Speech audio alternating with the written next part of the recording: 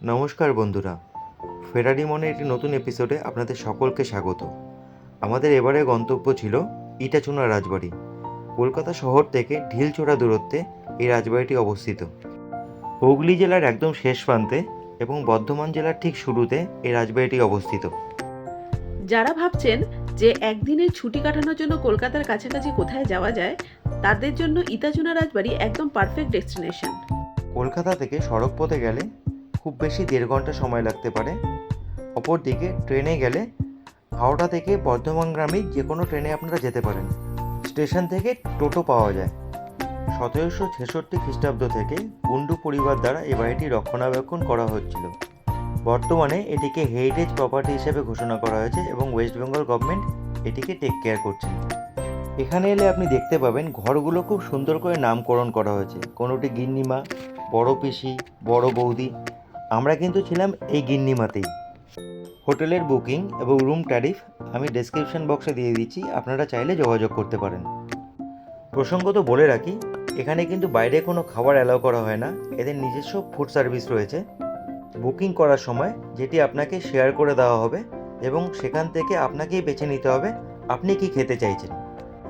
ভিডিওর একদম শেষে আমি মেনু কার্ডটি অ্যাটাচ করে দিচ্ছি, আপনারা চাইলে সেখান থেকে দেখে নিতে পারেন। এখানে একটি তথ্য অবশ্যই দিয়ে রাখা দরকার, আপনি কিন্তু চাইলেই ডে আউটিংয়ের জন্য এখানে আসতে পারেন।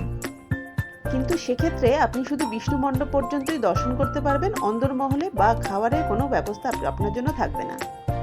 রুমগুলোর ভেতরগুলো কিন্তু অসাধারণ সুন্দর করে সাজানো, পুরো সাবেকি একটা ভাব রয়েছে।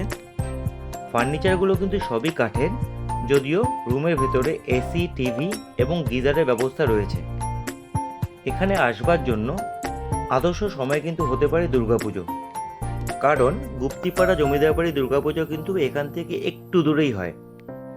এরই সাথে আপনি চাইলেই কালনার বিখ্যাত 108 শিব মন্দির আপনি এখান থেকে দেখে নিতে পারেন, যেটি প্রত্যেক দিন সকাল 6টা থেকে বেলা 12টা এবং বিকেল 4টে থেকে সন্ধ্যে 8টা অবধি খোলা থাকে, কোনো প্রবেশ মূল্য নেই। এরই সাথে আপনি চাইলেই দেখে নিতে পারেন লালজি মন্দির, যেটি কিনা গুপ্ত সাম্রাজ্যের সময় প্রতিষ্ঠা করা হয়েছিল। অসাধারণ তার স্থাপত্যকলা। এটি ছিল আমাদের দুপুরবেলার লাঞ্চ। এখানে কিন্তু খাবার পরিবেশন করা হয় কাঁসার থালা এবং বাটিতে। খাবারগুলো কিন্তু এদের নিজস্ব হেসেলে তৈরি এবং অসাধারণ টেস্টি ছিল। জমিদার বাড়ির খাবার খেয়ে আমরা জমিদার বাড়িটাকে একটু ঘুরে দেখতে বেরোলাম। এই যে ঘরটি দেখছেন, এটির নাম বিলাস মঞ্জুরি।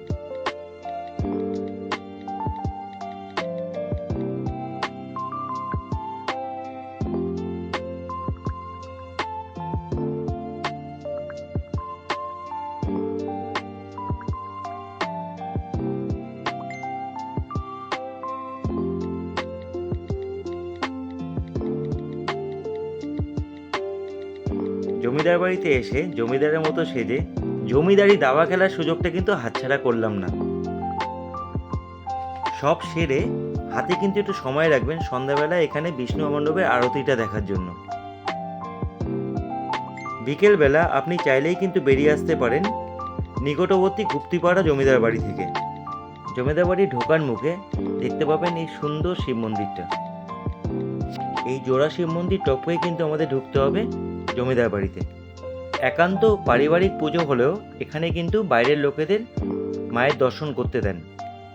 খোঁজ নিয়ে জানতে পারলাম বাড়ির অধিকাংশ সদস্যই এখন বিদেশে থাকেন, কিন্তু দুর্গাপুজোর সময় তারা প্রত্যেকেই পুজোতে আসেন। এবার দেখুন এই জমিদার বাড়ির পুজোয় ব্যবহৃত প্রকাণ্ড এক হাঁড়ি কাঠ, যেটি কিনা এখন আর ব্যবহার করা হয় না। কথিত আছে কোনো এক সময় এটাতে নাকি নরবলি দেওয়া হতো, যদিও এখন দুর্গা মণ্ডপের সামনের মাঠটিতেই যজ্ঞ এবং চাল কুমড়ো বলি দিয়ে সেই প্রথা পালন করা হয়। পুজোর কটা দিন এই জমিদার বাড়িটি কিন্তু সকলের জন্য খোলা থাকে। এখানে বলে রাখি, কলকাতা থেকে যে বাংলার সাবেকি পুজোগুলো দেখানোর জন্য পরিক্রমা করা হয়, তার মধ্যে এই পুজোটি কিন্তু রাখা হয়।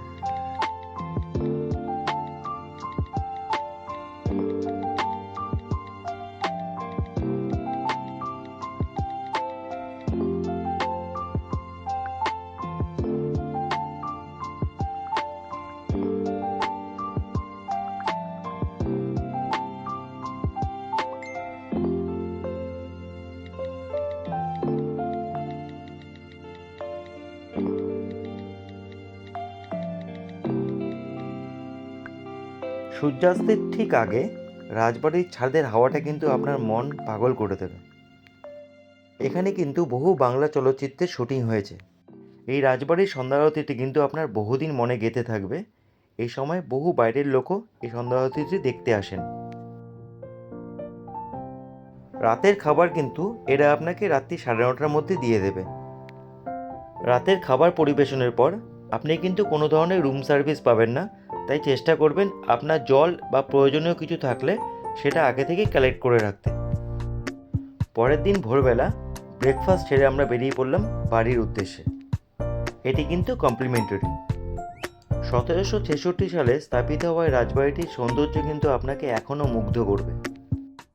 বেশ কিছু সুন্দর স্মৃতি নিয়ে এবার ঘরে ফেরার পালা। আমাদের ব্যস্ত শহর কলকাতার এত কাছে এত শান্ত এত নিরিবিলি একটি যে জায়গা রয়েছে সেটি সত্যি এখানে না এলে জানতে পারতাম না। আপনারাও চেষ্টা করুন সপরিবারে একবার এসে ঘুরে যেতে। মেনু কার্ডের ছবিটি রইল একদম শেষে। ভিডিওটিতে শেষ পর্যন্ত থাকার জন্য ধন্যবাদ। ভালো থাকবেন, সুস্থ থাকবেন।